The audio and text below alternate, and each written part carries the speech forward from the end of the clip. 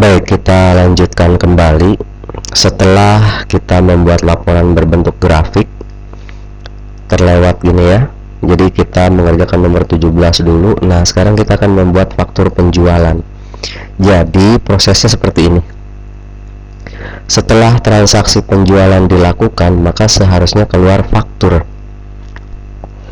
Cara membuat fakturnya adalah seperti ini. Kalau kita mau desain dulu, fakturnya begini kira-kira nanti. Faktur tanggal, di sini ada customer,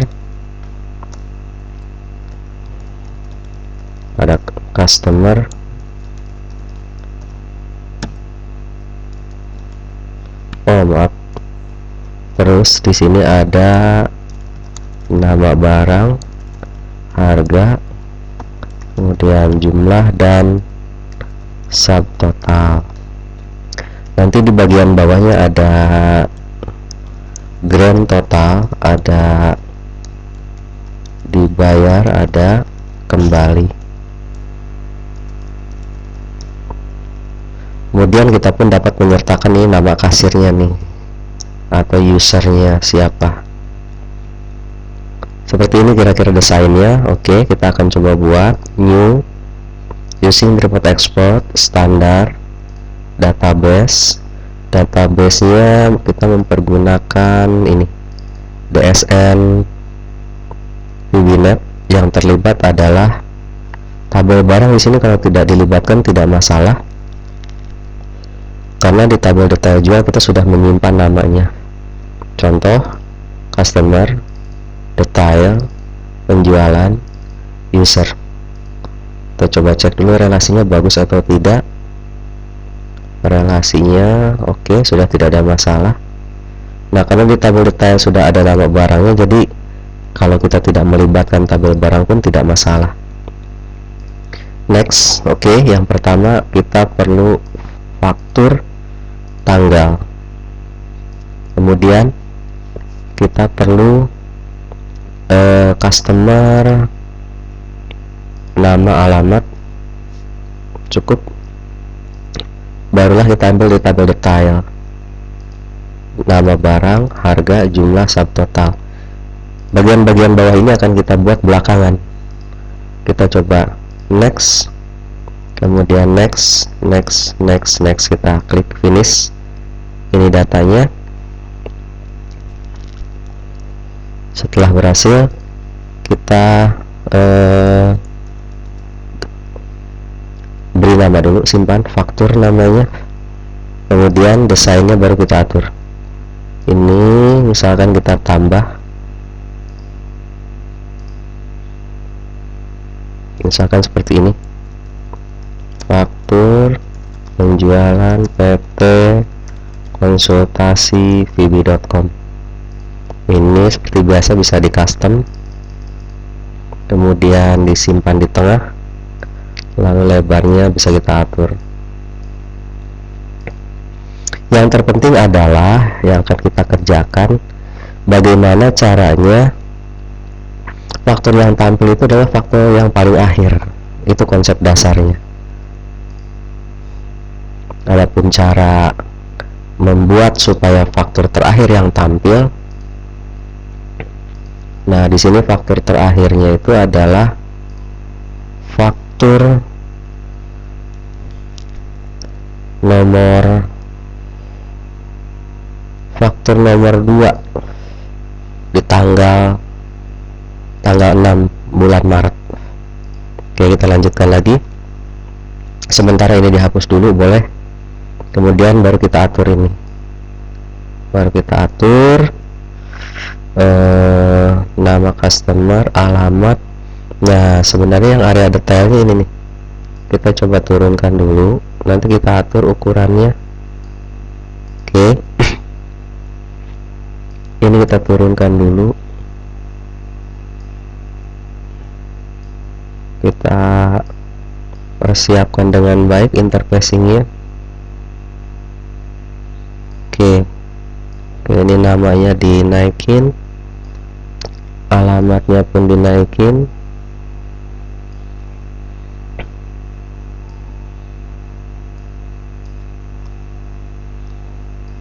Nah, kira-kira seperti ini. Faktur tangga, oh kurang lebar, kita lebarkan dulu. Faktur tanggal. Nah, baru nama barang ini kita atur ulang.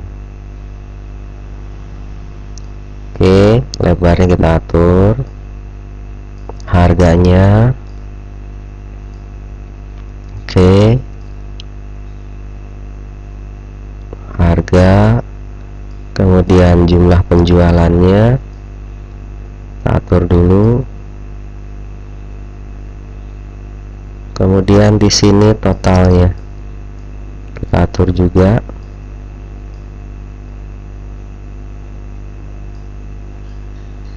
Oh maaf, subtotal maksudnya. Oke, seperti biasa garis-garis bawahnya kita buang saja dulu supaya interfacing atau format terlihat rapi. Nah, seperti ini. Ini harga kita buang decrease desimal, kemudian ini decrease desimal, ini pun decrease desimal. Harganya, oh ini tanggalnya kita format aja, formatnya pakai tanggal yang biasa, tidak perlu ada time-nya. Fakturnya kurang lebar, tanggal faktur. Oke, kita lebarkan bareng-bareng, kita coba lihat dulu. Oke. Ini sebenarnya udah lumayan panjang nih. Kita bisa geser ini objek-objek ini. Oke, misalkan seperti itu.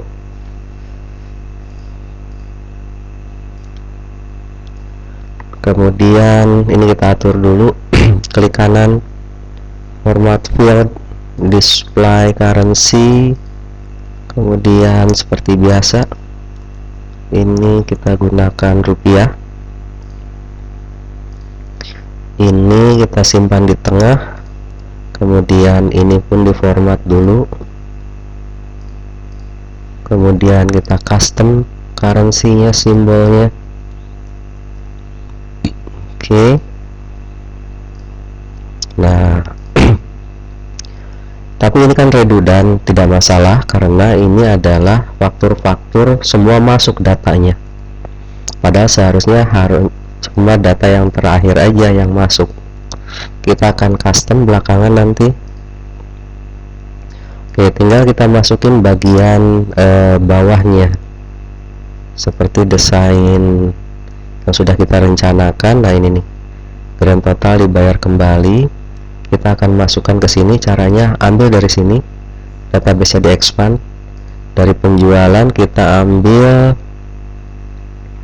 jumlah barang, kita masukin jumlah barang.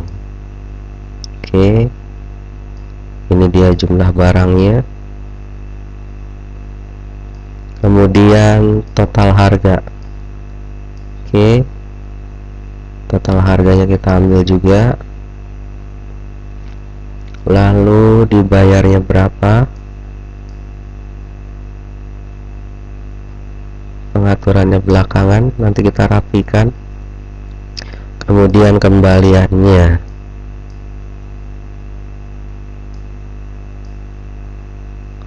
kita coba lihat dulu apakah posisinya tepat di area page footer. Kita preview. Ternyata tidak nampak, saudara. Kalau tidak nampak berarti kita salah nyimpennya di sini harusnya. Kita turunkan, klik kanan, down suppress, ganti ini kita naikin. Kita coba lihat. Nah, ini udah ada. Oke, tapi posisinya kurang bagus. Kita coba atur dulu dalam kondisi desain.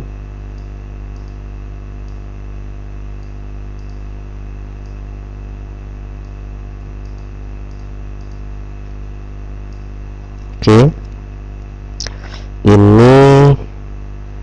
kurang bagus nih posisinya, nggak karu-karuan. Kita coba atur jumlah barang. Kita atur dulu supaya bagus tampilannya. Oke. Nah, ini decrease desimalnya kita buang. Kemudian ini pun sama, kita buang. Dan akan kita coba atur. Di sini ada number. Oke. Gunakan rupiah.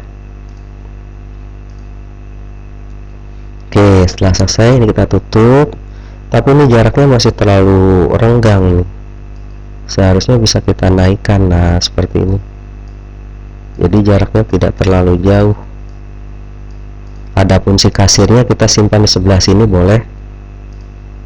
Si usernya tidak perlu kodenya. Langsung aja. Nah, di sini simpan. Oke, kita lihat. Nah, ini nama kasirnya. Oke, kalau sudah selesai, nah baru akan kita lihat. Ini kita klik kanan, select export, show formula, group selection, formula editor. Di sini kita harus menampilkan faktur penjualannya adalah faktur penjualan yang paling tinggi, gitu maksudnya. Nah, simpan, klik OK. Nah, ini ternyata jadi faktur yang paling tingginya adalah faktur nomor 4, katanya seperti itu. Kita coba cek faktur nomor 4 di tanggal 6. Faktur faktur tanggal 3 nomor 4. Ini harusnya fakturnya adalah faktur yang ini nih harusnya nih. Tapi tidak masalah, ini hanya sebatas desain view. Kita akan coba desain ulang sedikit lagi. Insert box, kita coba atur dulu. Kita lihat previewnya. Oke, cukup. Insert line, apa ini kurang tinggi, ini bisa kita tambah tingginya. Insert line. Oke, kemudian insert line beberapa kali, kita kasih garis-garis pembatas. Insert line. Oke, ini pun kita tambah. Insert line. Kita lihat dulu previewnya. Nah, seandainya di bagian bawahnya akan kita beri garis juga tidak masalah. Misalkan saja kita membuat box lagi di sini, misal satu contoh, kita bikin box. Nah, seperti ini pun tidak masalah. Preview. Tapi sebaiknya si garis ini menyatu nih dengan garis yang atas. Kita coba lihat dulu. Nah, cukup seperti ini. Kemudian kita kasih garis di tengahnya, misal seperti ini. Ini hanya contoh saja, Anda dapat mendesainnya sesuka Anda. Ini sebagai satu contoh. Oke, kita simpan datanya, baru kita panggil pada saat penjualan. Jadi pada saat disimpan, setelah selesai proses penyimpanan, di sini kita munculkan pertanyaan, boleh if message box show, misalkan cetak faktur. Nah, sodorkan yes no, dan apabila dijawab yes, maka lupa, kita belum menyiapkan formnya. Project, add new form. kita akan tambahkan dulu, misalkan namanya cetakan, misal add. Nah, di dalam cetakan ini kita siapkan Crystal Report Viewer, kita siapkan Crystal Report Viewer. Seperti biasa, namanya kita ganti menjadi CRV. Lalu di sini kita display group tree-nya dibuang. Kemudian ini dibuat maximize. Oke. Kita save.